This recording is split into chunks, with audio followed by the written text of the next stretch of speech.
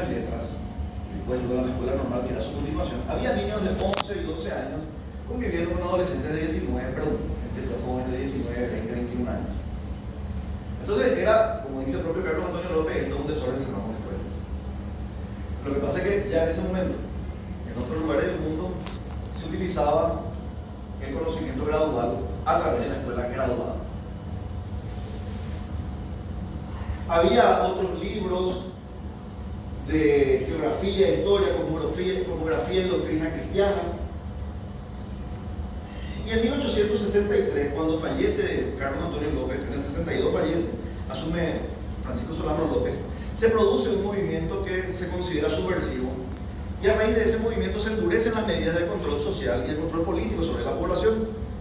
Entre ellas, Francisco Solano López ordena que aquel viejo catecismo de San Alberto, donde se proclama que el gobernante es electo por Dios, y como dice en una de sus partes, aunque sea fastidioso hay que obedecerlo, ese catecismo vuelve a formar parte de las escuelas paraguayas.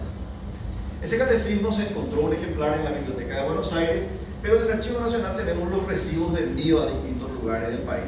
Tantos ejemplares del Catecismo Agrícola, tantos ejemplares del Catecismo de San Alberto, tantos ejemplares del Catecismo del Padre Astete. La distribución de estos textos, incluso en los diarios dicen en la librería tal se vende el Catecismo de San Alberto. Entonces, como ese catecismo, un catecismo de corte autoritario, lo que hizo la imprenta paraguaya es reemplazar todas las palabras donde San Alberto decía vasallo, se puso ciudadano, pero el resto permaneció igual. Incluso permaneció la palabra presidente y en algún lugar se filtró y se quedó la palabra rey. Pero la idea era este control sobre la educación a través del elemento religioso.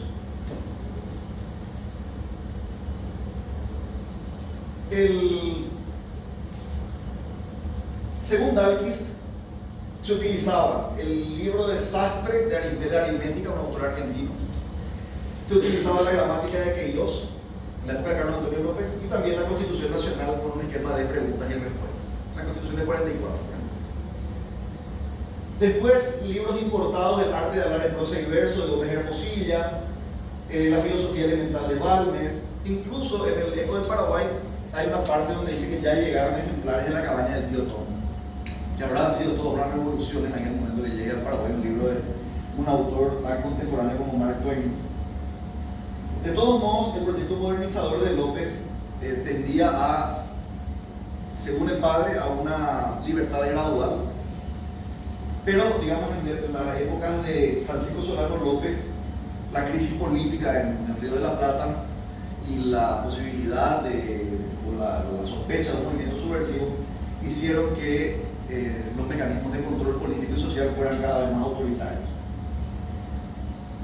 La guerra interrumpe la educación obligatoria en el Paraguay. La educación era obligatoria de los 7 a los 10 años. Había instrucciones precisas a los jueces de paz de no dejar salir a los niños de la escuela hasta verificar que supieran leer y escribir. Y eso explica por qué los números de la educación eran tan fuertes en el Paraguay. Además había una obligación de las comunidades de dotar de, como dice la palabra que llama, comodidades a los niños. Comodidad significa un pantalón decente, zapatos. Porque lo otro era, cuando decían estaban descubiertos sus vergüenzas, significa que solamente tenían un lienzo y estaban descalzos. Pero cuando ustedes leen la palabra comodidades, es que están buscando zapatos y están teniendo algún tipo de lienzo que les cubra de la torre para abajo.